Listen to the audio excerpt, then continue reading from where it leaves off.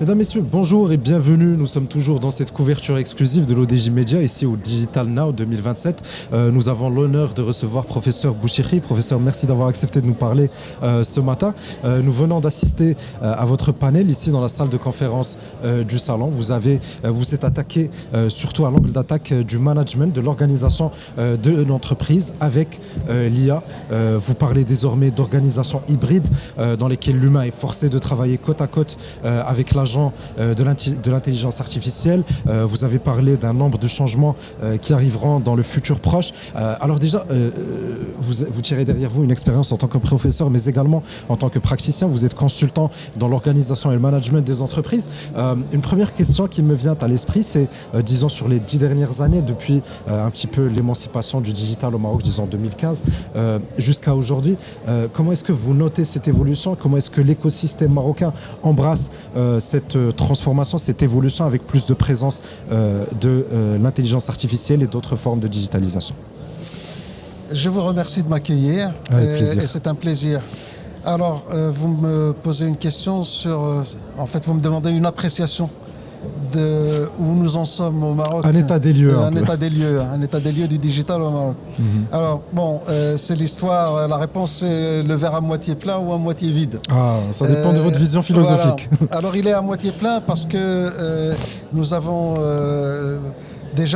nous avons une nouvelle génération de Marocains qui est native, qui est digital native, comme disent les anglo-saxons. Donc nous avons une génération de Marocains qui sont très à l'aise dans ce monde digital. Ça, c'est le verre à moitié plein. Le verre est à moitié vide parce que nos organisations publiques et privées, malgré des efforts, je vais généraliser, peut-être je vais être injuste peut-être un peu, mais nous ne sommes pas encore là où nous devrions être en matière d'incorporation et du digital dans nos modèles économiques, dans nos modes de fonctionnement. Et alors, l'intelligence artificielle, nous n'y sommes pas du tout.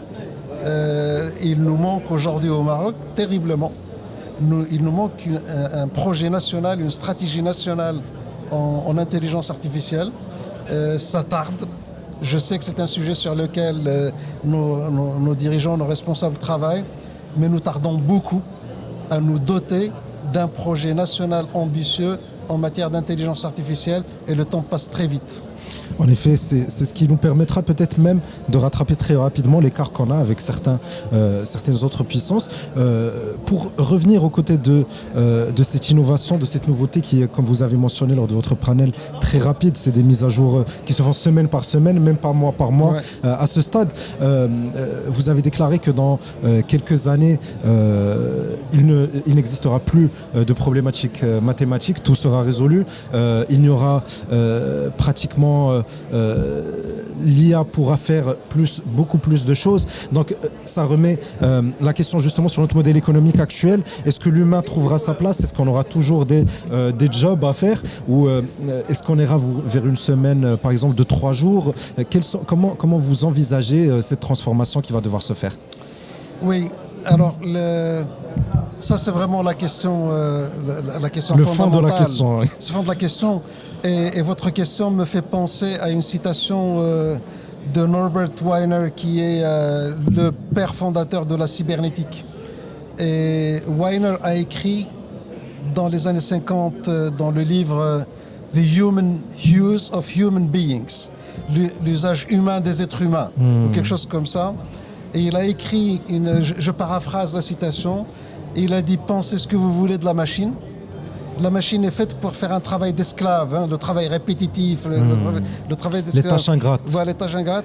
Il a dit, en s'adressant à l'humain, aux humains, si vous faites un travail d'esclave, il faut en assumer les conséquences économiques.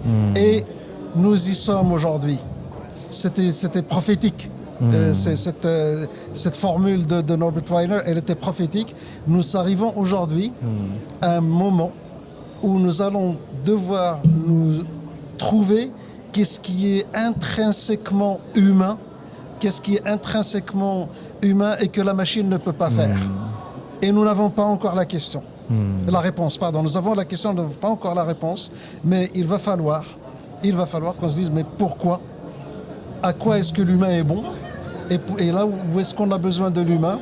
Et la question des 3 jours de travail, est-ce qu'il y aura du travail, ces 3 jours, ça, en fait, elle pose la question d'un nouveau modèle de distribution, de répartition de la richesse. Exactement. Aujourd'hui, l'accès à un revenu, donc l'accès à un petit bout du produit intérieur brut, est lié au temps de travail. Oui.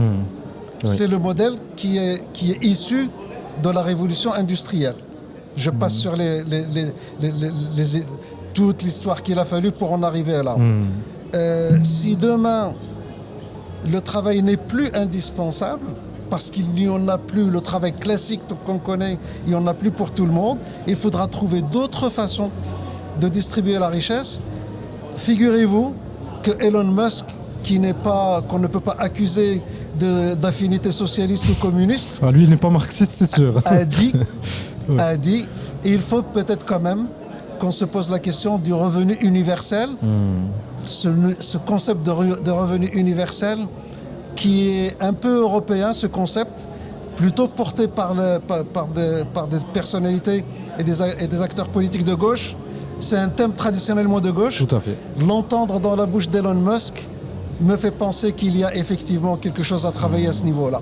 Donc, ce qui est certain, c'est que nous sommes un peu à la croisée des chemins, on va dire. Nous sommes à un moment décisif.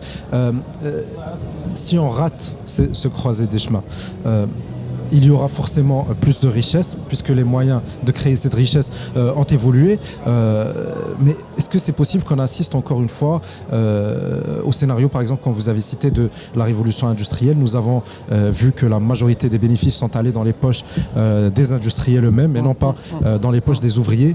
Comment faire pour ne pas se trouver dans cette même situation et faire en sorte que la richesse créée profite un petit peu à tout le monde? C'est une question de gauche. C'est juste une question qui s'impose. En fait, derrière ça, qu'est-ce qui est en jeu? Ce qui est en jeu, c'est l'ordre social. Ce qui est en jeu, c'est l'ordre social. Et nous avons besoin de trouver d'autres manières de maintenir l'ordre social. Parce que qu'est-ce qui se passe si vous avez 30%, 40%, 50% des gens qui n'ont pas de travail, qui n'ont plus de travail? C'est l'ordre social qui est menacé. Donc, il n'est pas étonnant que les grandes figures, les grands acteurs de cette révolution de l'intelligence artificielle, que sont les Musk, et puis les Sam Altman et autres, ils sont extrêmement préoccupés par les conséquences sociales de la diffusion rapide et de l'adoption de l'intelligence artificielle. Les gens sont conscients que cette déferlante menace l'ordre social actuel et il faut qu'on trouve un autre ordre social. Alors, ce qui est certain, c'est qu'il y a beaucoup de têtes très bien faites qui pensent au côté technique de cette évolution technologique, mais est-ce qu'on donne assez de temps à ces questions philosophiques comme celles que vous venez de traiter? Parce que ça reste quand même le fond de la stabilité sociale, c'est le fond de la question. Nous sommes, en fait, quand les on dit acteurs, nous, c'est l'humanité un peu en général. Les acteurs de cette révolution de l'intelligence artificielle, individuellement, sont conscients qu'il y a des problèmes fondamentaux qu'il faut traiter, peut-être même en ralentissant le rythme. En ralentissant le rythme. Pour mieux comprendre les choses, pour mieux cerner. Oui. Mais ces acteurs sont engagés dans une course folle, c'est une espèce de course aux armements. En plus, si vous mettez la dimension géopolitique, c'est la course États-Unis-Chine. Mais aux États-Unis, vous avez 4 ou 5 grands acteurs aujourd'hui qui sont OpenAI, Grok, Google, et puis Anthropic. Donc les 4 grands sont dans une course folle entre eux aux États-Unis, puis c'est les États-Unis en concurrence avec la Chine. Donc tout le monde dit attention, on est en train d'aller trop vite, mais personne ne peut lever le pied. Il y a eu en mars 2025 ou mars 2024, si ma mémoire est bonne, mais dans soit 24-25, une lettre ouverte, une espèce de motion signée par plusieurs dizaines de grandes figures de l'intelligence artificielle, dont Jeffrey Hinton, les noms me reviendront, mais Jeffrey Hinton qui est une grande figure. C'est le père des réseaux neuronaux qui ont permis ensuite de faire les progrès et qui font les GPTs, les General Purpose Transformers, les GPT. Les GPT, c'est les réseaux neuronaux profonds.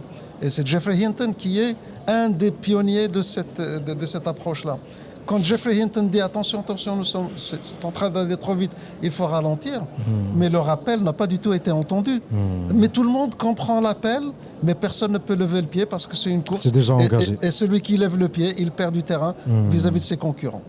Espérant que les choses se portent pour le mieux. L'humain a toujours su retomber sur ses pieds. Il n'y a pas de raison pour que ça se passe mal cette fois-ci.